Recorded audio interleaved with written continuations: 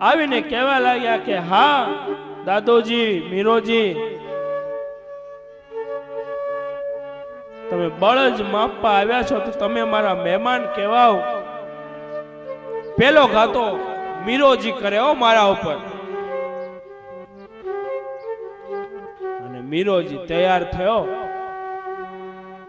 ક્રોધ કરી અને આમ ભાલું લઈને આમ બરાબર આમ ખેંચી ઘા કર્યું.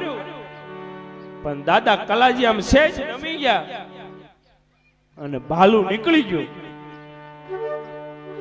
અને હવે વારો આવ્યો દાદા કલાજીનો.